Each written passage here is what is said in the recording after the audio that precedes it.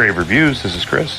Have you trapped the children? There's no children here. It's not safe for them. This is Alan, and Chris is right. Grave Reviews is intended for mature audiences. Your discretion is advised. Grave Reviews presents Thursday Night Frights.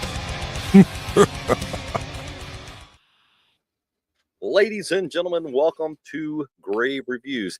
If you have X pulled up and you're trying to watch us there, we are showing that X is having an issue going live that I should wait a few minutes to try again. So we will try to do that. So if you happen to see this at that time, of course, you could always join us over on YouTube, or you can on the tubes of you. We're here. Of you, or you can become a member of The Talking Dead. Just in here by talking. I type it away. What are you doing? How you doing? How you doing? Anyway, Chris, how's your week been thus far, sir? Well, apparently summer is here in Northeast PA. We were freezing on the weekend, contemplating maybe the furnace, but no, me getting yelled at for leaving the fan on overnight. And today getting yelled at because the air conditioners weren't on high. So, you know.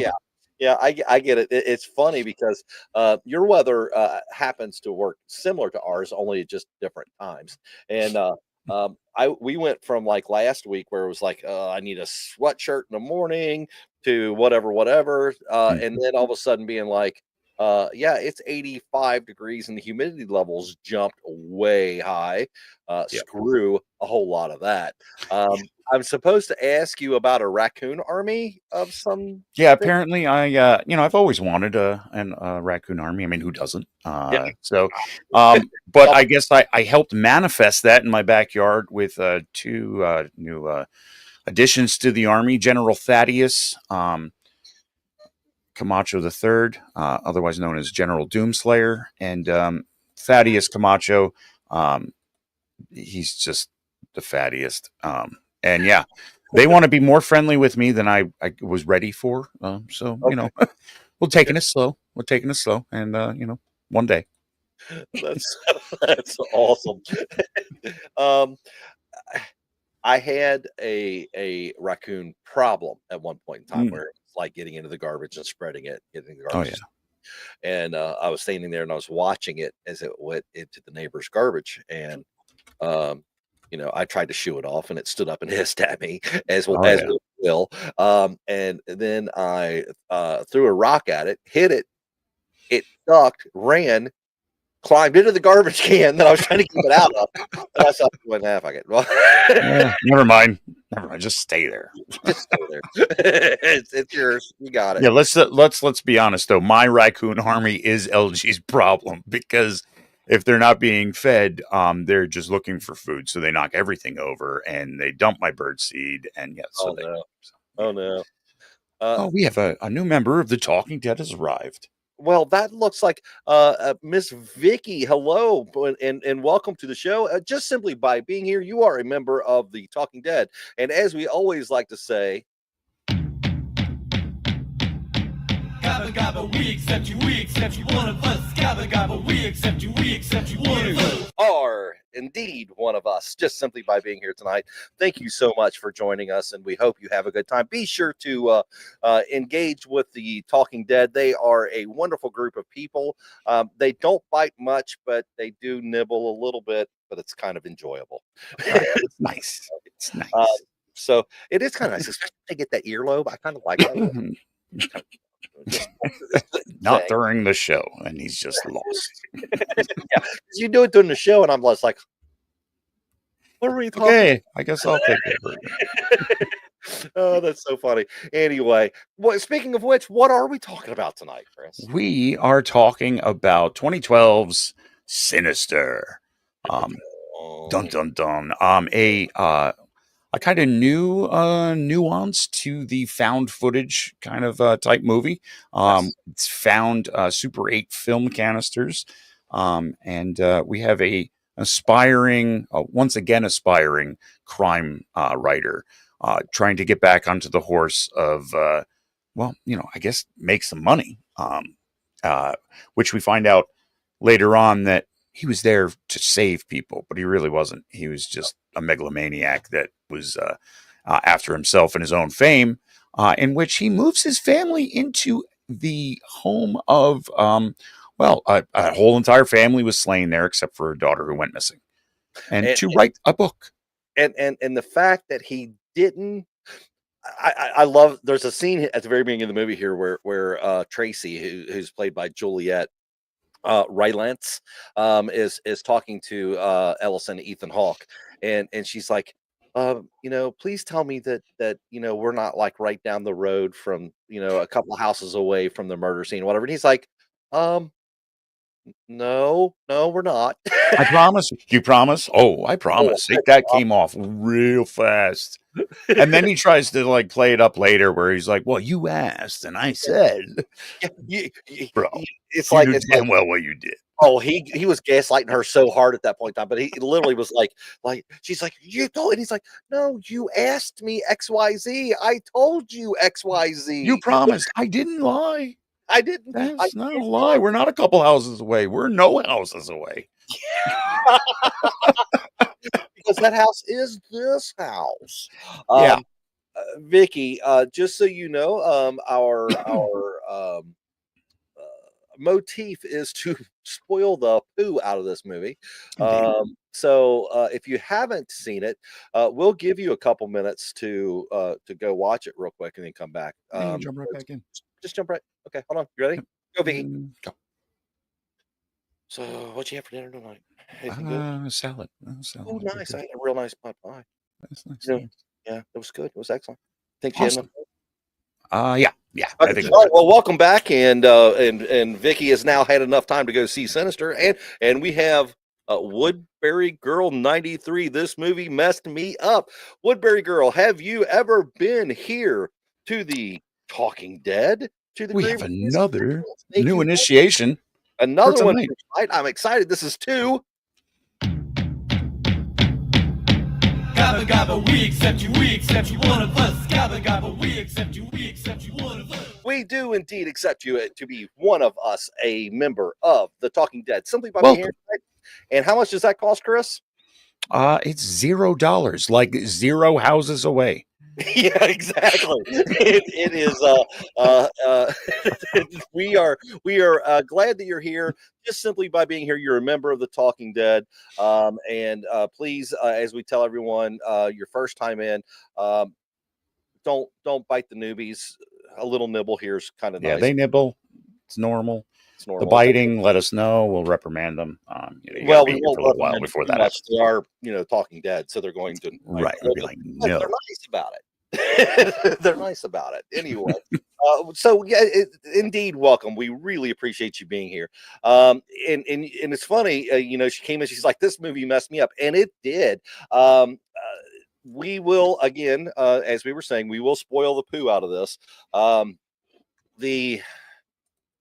The onset of this movie, that cold start, if you will. Yeah. Man, I was immediately like, I'm sitting there going, what? John? We started a movie about watching snuff films with a snuff film. Yeah. Oh my God. I literally, I was like, it was one of those things that it was so, this is going to sound bad the way I say it. It's so wonderfully graphic, right?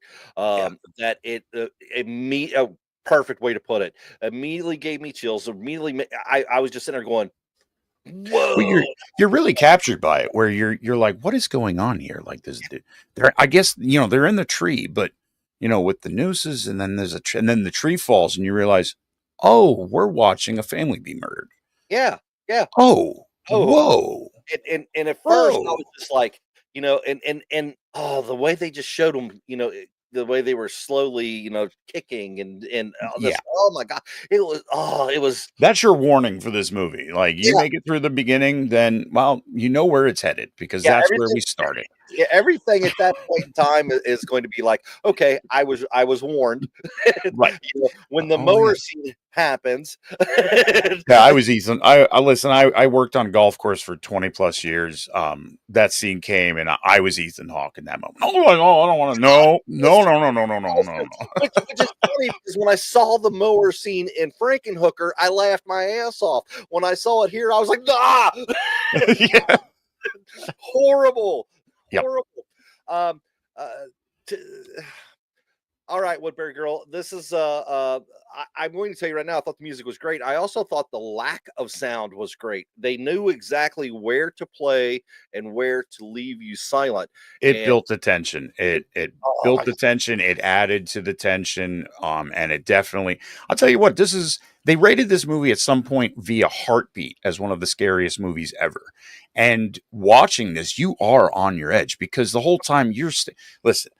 This house, not only is it dark, but the lights don't really work either because the light's on, but you can't see a damn thing. no. It's like the house itself swallows the light.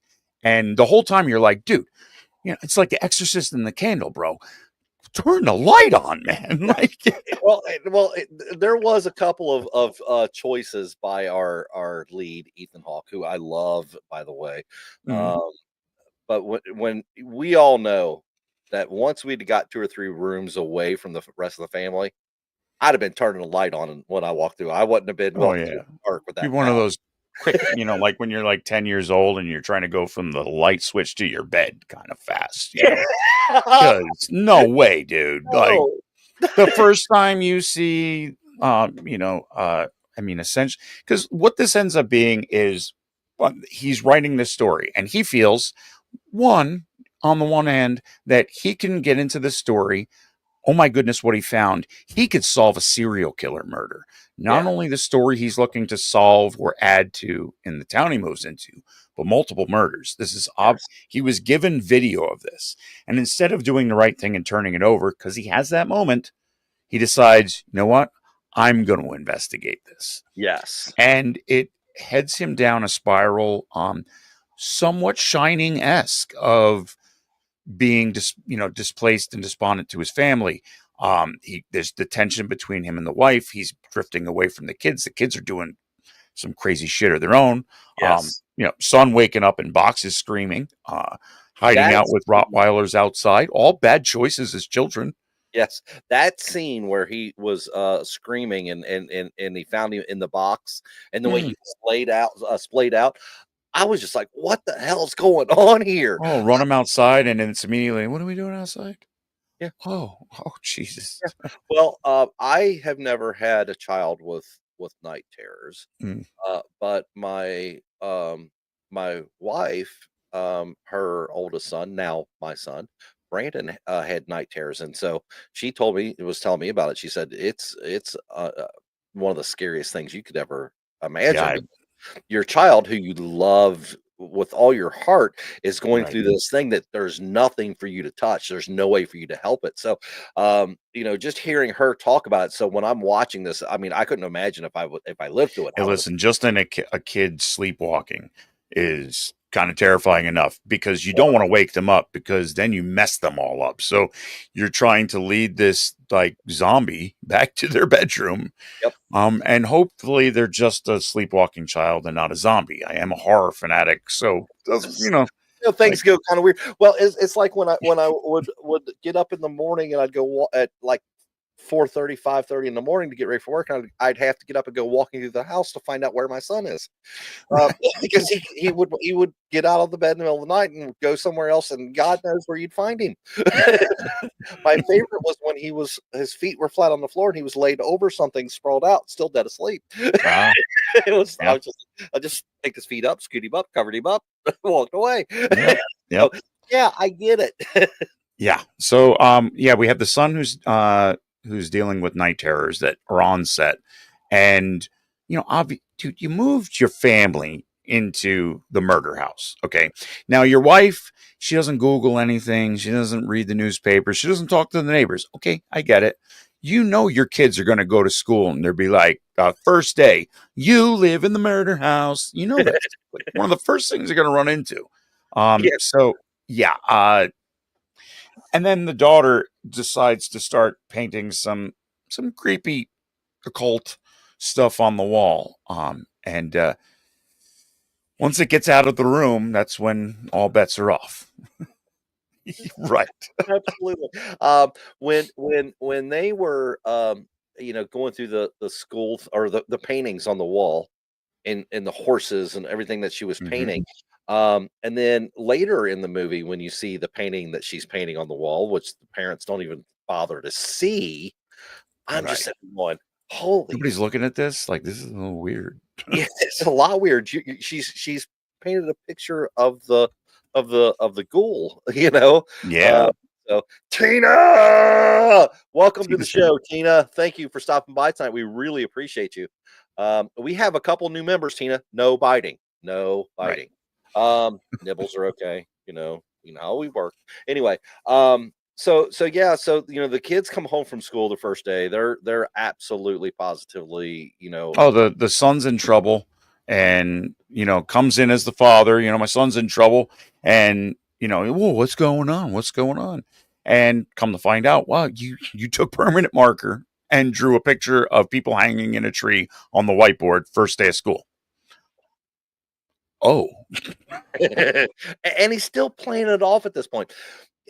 For an actor who I love so much, which I really do, I'm going, "You're a dick." yeah, that's that megalomaniac. He has a good way of doing it. He did Arthur Harrow in Moon Knight. Yep. Playing the bad guy, does it well. Black Phone, which is on our list at some point.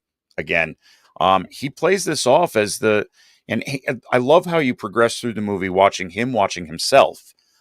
Back when he was a star, the hair's combed over, he's in this suit, Yeah. and he just wrote a hit book, and you find out in the beginning that his subsequent books afterwards, are all flops. They're no good. Because his first book, he helped solve a cold case, And and that's what he's hoping to do now, right? He's right, trying to live up to, Blood of Kentucky or Kentucky Blood or whatever. yes, right, and you hear him talking about how it's not about the money, it's not about the fame, it's about justice, but you're looking at him now, who's they're broke, but you know this is all about fame. This is all about getting back on that horse of the star right to the top again. I want to be famous. I want to be known. I want to make a bunch of money. And he's literally like, "This is what we want." And she said, "No, this is what you want.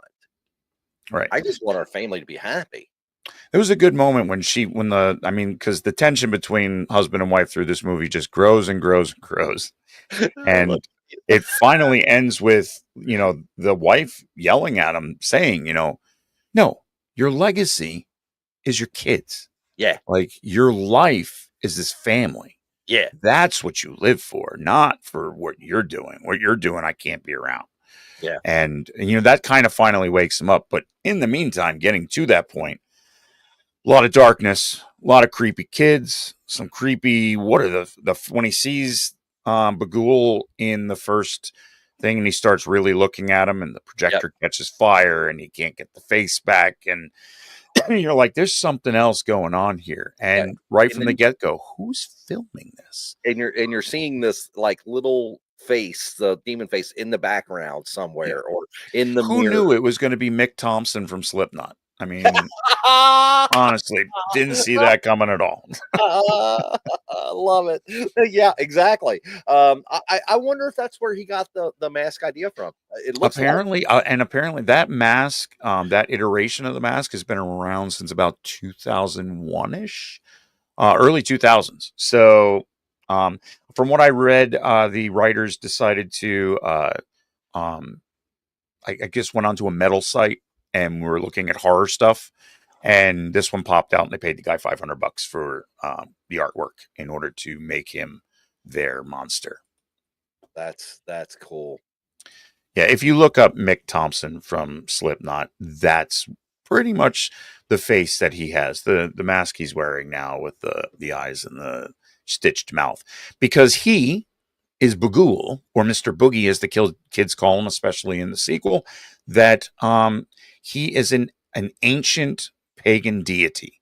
Um, which is a good choice because you're not stuck in some sort of weird religious kind of way about things. This is, old gods kind of stuff. And this god was the child eater. And our author finds this out from the wonderful Vincent D'Onofrio, who's the local, all-star historian, who's kinds of helps him through this book on the occult side of it. Really was played that part so very well. So for those of you who don't know what Chris and I are talking about here, you see that mask? That is the mask of our protagonist and our pretty much. I mean, that's the face that you pretty much get of Bagul, Mr. Boogie. That those triangle-esque eyes and the distorted mouth, and you get a good shot of him at the end. Yes, because this movie is a really a roller coaster ride, I would say, but it's just straight down the whole way. You're getting snuff film after snuff film. You have the local deputy that's starstruck, that wants to help, that's giving him this information towards these murders that have happened. Even he's wondering, hey, how do you know all this stuff kind of going on? It really is a how do I want to put it? It's not a roller coaster. This thing is not uphill, downhill, uphill, downhill. This thing is you crest over and it takes off and it runs to the. I was not to talk about the end of the movie yet, but I was telling my wife, I said, you know how when you're watching a movie, you kind of get to that point where you can feel that it's getting to the end, right? Yeah, right. You didn't get that with this one. It was like, oh, here's another snuff film. This one's called Lawn Party, or because each of these murders are given a goofy name. You have the barbecue, was the family outing, party, yes, yeah, and it was basically these families that one were hung in a tree, one family was set inside a car and the car was set on fire, a lawnmower. That lawnmower got me. and in the swimming pool too, where this poor family is dragged into a swimming pool with cinder blocks, and it's just one after the other that he's found, and he's trying to build this case that he's got to find what's going on with it. What are the things that are matching up? Maybe I can solve this, and maybe the lawnmower, terrible. That one made me cringe, and I think that's one of the ones that really woke Ellison up, because this is how graphic it is. He's already found that his kids have probably seen this stuff, because they broke the rule of going in the room, but he broke the rule by leaving the door open, or maybe it was the ghost kids that were haunting him through this movie as well. And I also love the fact that the lawnmower scene was done so quickly that it went right to Hitchcock to me. What you don't see is much scarier than what you do see. Like I said, worked on a golf course 20 years. I know what those blades do to grass and stumps, and I don't want to know. Whoa. Okay, so we reviewed early on. We reviewed Blackburn. Right. Brightburn, excuse me. And Brightburn. and the mower scene where he puts his hand in the mower the whole time, I'm going, no, don't do it. Some things, man. You don't have to see it or have ever seen it to know what it's going to do. It's not going to be pretty. It's like, no, please don't. And we go back and forth. Of course, we have what was his name? Our local sheriff, Fred Thompson. Which I never realized it was Fred Thompson until good pick. I realized it was Fred Thompson. If you understand what I'm saying, I was just like, absolutely, and he was basically right from the get go that didn't want him there, and had mentioned to the fact that poor taste, of moving into the murdered family's home to solve the murdered family's crime. There's something wrong with you. Which we didn't know, right? At first, right? When he said that, he was like, this is in poor taste. And we're all still kind of... We were the wife. Why was he pointing at the house at the end? I don't know. He wanted an autograph and he forgot his book. Yeah, something. I was just like, oh my God. I Um, don't think this going. until finally we learn, when the wife finally learns that, "Oh, you son of a bitch, like you used my words against me. 0 houses, bro. Um, we're we're done. Like this is ridiculous. We can't do this anymore." And Ethan Hawke decides, "You're right. This is crazy.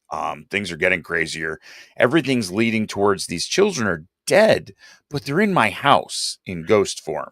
And the one point that we kind of skipped over was that he found that with each one of these snuff films and the family, the one of the young children would not be murdered. They'd come up missing. Right. They So were taken with whoever they were killed. exactly, Right. exactly. So there was always at least one member of the family, always a child, generally the youngest child, who would survive because they weren't murdered with the rest of the family. Right. And you have our professor that's kind of reading the lore back to him that much of it was destroyed because the Christians believe just the image itself of Bagul could invite him into reality, and that he had ways of enticing children.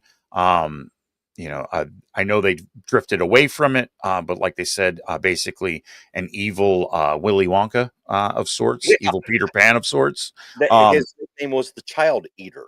the child eater, yeah, because what he needs is a blood sacrifice, usually the child's family, and then once that is done, he can take the child with him back to his realm to, little Nash. And we find that it's time. Ellison decides we're done. We got to get out of here.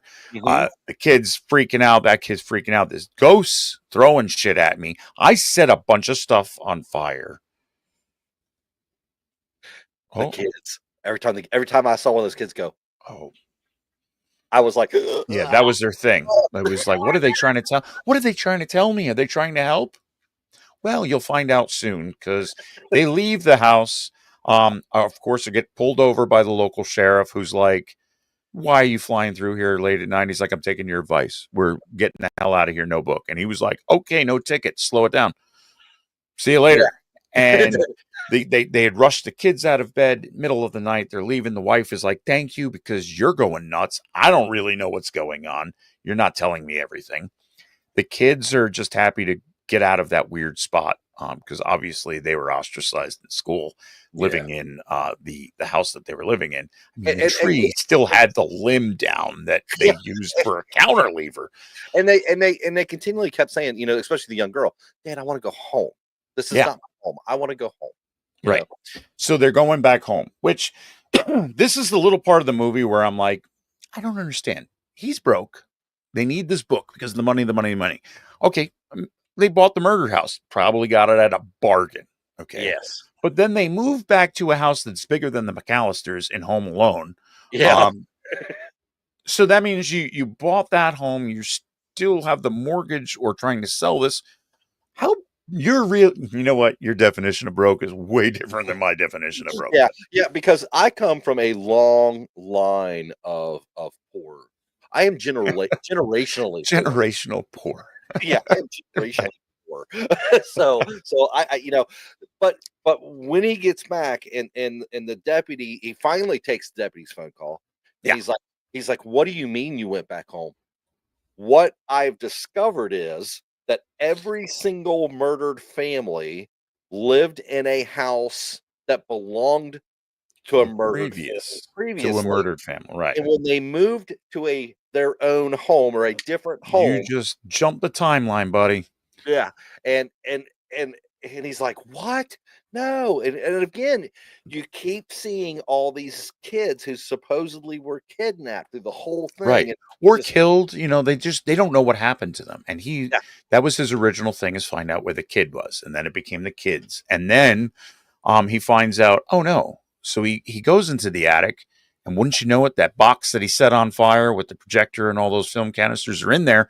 Marked Home Movies, however, this time there in is his a canister in this new old house that he moved back into, that says extended cuts. And he takes the time to put and clip them back together to find out every single murder was committed by the missing child. And then when they got finished, they walk and in they front of disappeared. and they disappear. Oh, And as he's watching this, he's like, "Oh no, oh no, oh no, oh what the hell?" The last picture is some weird fluid on the shelf that where the kid walks from, and he looks down at his cup, and it's got the same color green stuff in it. Good night, Daddy. Huh? And it ends as badly as you think it's going to end because the daughter, Mr. Boogie's got her. they're all she's standing there with the rest of her family duct taped and laying on plastic with an axe in her hand. And I was just going, no. And then just to add the line, "Hey, Dad, I'm going to make you famous again." Uh-huh. Oh! And it's over. It's just one of those. It's a kick to the kidney or into the liver. Like it's a liver shot. You're just like, oh no, they're all, oh no. And then she's got the artwork on the walls and takes Bagul's hand, and they disappear into the picture. Oh, there is no happy ending to this movie at all. I literally, as soon as the credits started to roll, I text Chris and went, "The ending, it's dark." Very Oh my dark. God.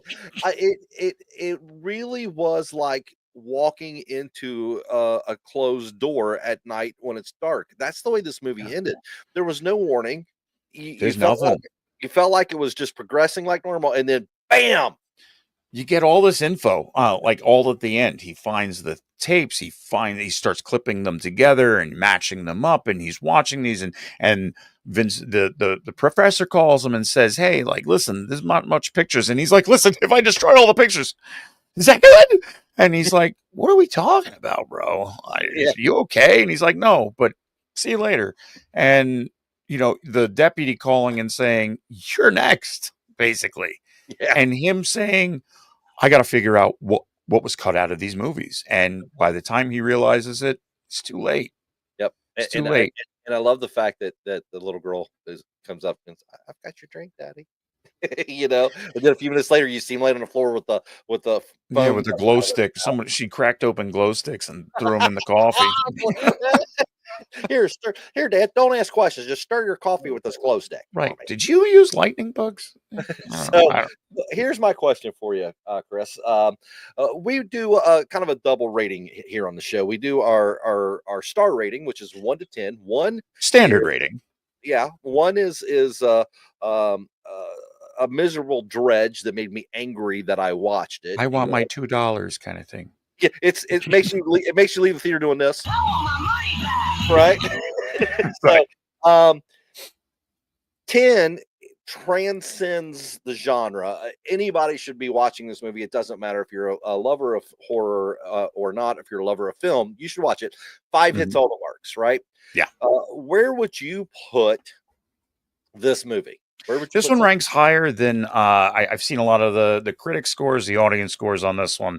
It does have a cult following kind of now that it's been around for a bit. I enjoy movies where the good guys don't win, but it's got to be done right. Yeah. There's few of them out there, but like there is no happy ending. Empire Strikes Back, is a good one to go to. Rogue One, those Star Wars movies. Yeah, there's some hope, but your planet's gone. Bye. And this is one of those movies. Definitely, there is no good guy winning in this one, and it transcends Sharknado. Sorry. I digress. Hits all the marks here. I thought it did a great job of building the tension, keeping you kind of on your toes, but not falling back because you think where it's going, and it keeps you guessing to the very end. And then the end is literally a liver punch, down for the count. No happy ending. It feels like it jumped up and smacked you in the chops. It really does. Yeah. So for that, I give them credit. I thought this was a great story that started off as a terrible nightmare. Yep. And then a screenplay was written on it. $3 million budget, blow out the box office at 80-some million. So I'm with the box office numbers on this one. This was a good movie. This was a solid movie. I'm going to give it a good 8. There's some problems for me in it. Like I said, you're broke and you got two houses. One of them is bigger than the Home Alone house, which is, we all wondered what Kevin's dad did for a living to have that kind of house and go to France. But I digress. Yeah, I give this a solid movie. This is definitely a good watch. It is a horror movie. It is a horrifying movie, and it has a horrifying ending. Yes, and it's one of those movies that if you like a slasher genre, you can enjoy this.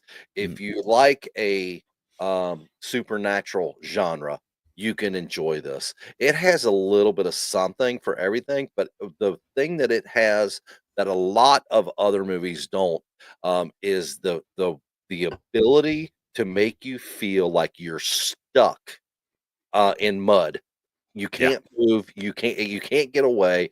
And it's dark and it feeds on your emotions, and it literally, like we said, smacks you in the teeth at the end. I'm with you. It's not perfect by any means. There's some several things in it that made me scratch my head. Could have been a little different. Like I said, the wife not realizing you live in a murder house. I mean, come on, lady, talk to your neighbor, for crying out loud. I'm sure they're willing to talk to you over this. And she should have at that point in time just packed the kids up and left, and just that's where it should have been, but it didn't. Anyway, so yeah, I'm with you. I think an 8 is a good solid score for this movie. But our question has to become is where are we going to put this on the list, Chris? Yeah, this is where we bring up our shit list, our sometimes hilarious, intentionally tasteless list that'll probably bother you to no end, but we will fight you on the thing. That is number one in the horror genre. Nothing. John Carpenter is a saint over that movie alone. Exactly. If everything that Carpenter did was trash, but this movie was exactly as it is, we'd still say, John Carpenter, you're our hero. Absolutely. So that being said, though, if we look here, we're now on movie number 66. And this list, the sometimes hilarious, intentionally tasteless, but we fixed the Beaver movie. Yeah, we did. Zombievers was fixed. So we're okay with that at 23. This movie is based on a lot of different categories. So even though we rated it an 8, doesn't necessarily mean it's going to go extremely high on the list, and it definitely doesn't mean it's going to be anywhere near Uncaged or The Witch. Yeah. But I'm thinking with Sinister, I'm gonna be honest with you. I don't think it was as fun of a movie as Abigail Dog Soldiers Train to Busan. I'm thinking this movie is somewhere around the 24 to 20 to 34 area. Okay, I was going to say I would immediately put it right around the Maximum Overdrive spot, because I think The Mist is a good representation of that, the book at least, of the terrible ending. Nobody makes it out alive, except for the guy that's going to have a whole load of guilt. So, yeah, it wasn't that dark at the end, but it was pretty damn close. Right. I would say for me, this might go at 32. You know what? I'm like I said, putting it right in that vicinity was good for me. I rated it with The Mist as far as watching, because it's one of those movies that once you're in on it and you've seen it play out, I don't know if you really need to watch it like again right away. I've watched it twice this week, and the second time was literally just to take some notes on the movie. I didn't need to watch it again because it will burn itself into your brain. That's what makes it good. But the rewatchability is a little off. I think I would rate it higher up into the 20s, maybe inside the top 20. If there was some tweaks to it, but solid movie, definitely go see it. And I think right around the 32 spot is fine by me. Yeah, I agree with you on that. And like I said, I would definitely recommend it to people. I think you should indeed go see it. LG,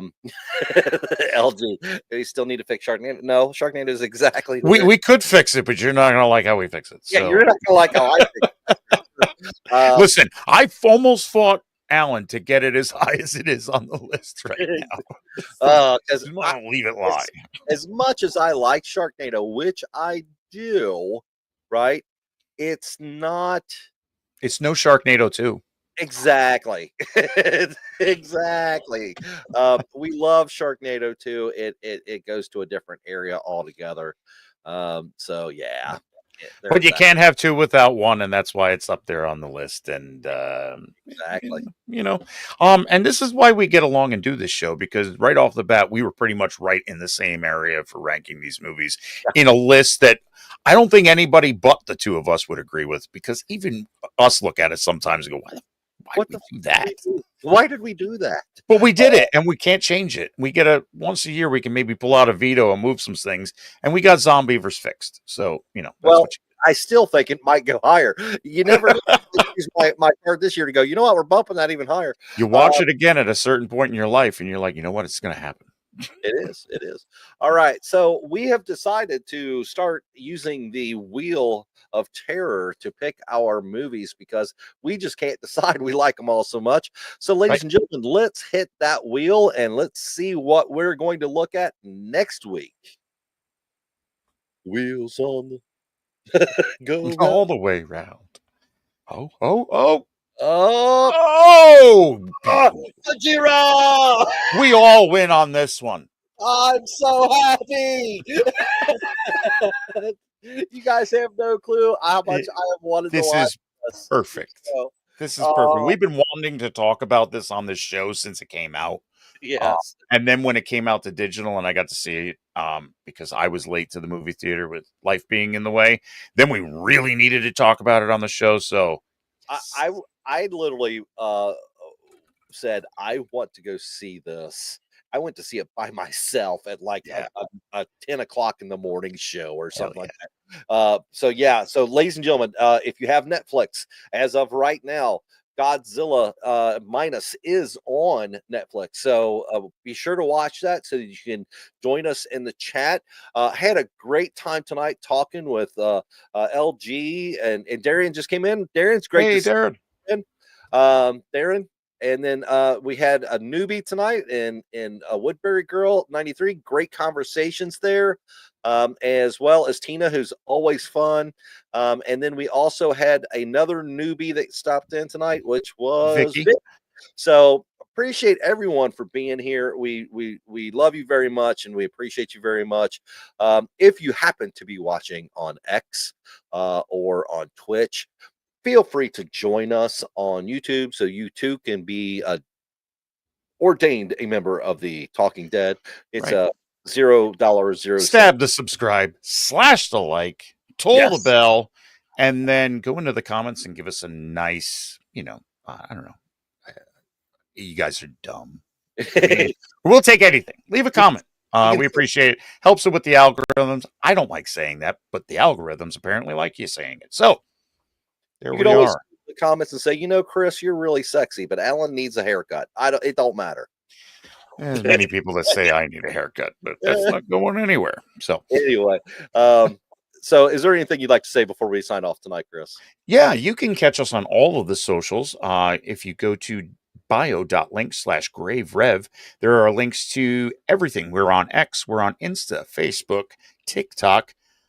We've got Twitch is on there, our YouTube channel, so you can go there and make sure you subscribe. If you are listening to this or watching on another platform, that's where we have most of our library, and you can catch us there. We also have a link to the email. Reach out to us. You have a movie you'd like us to review, you have feelings on a movie that we've covered, reach out to us on any of those socials, including the email. We love getting back to you. I've gotten a couple people from TikTok come over asking us to review some movies.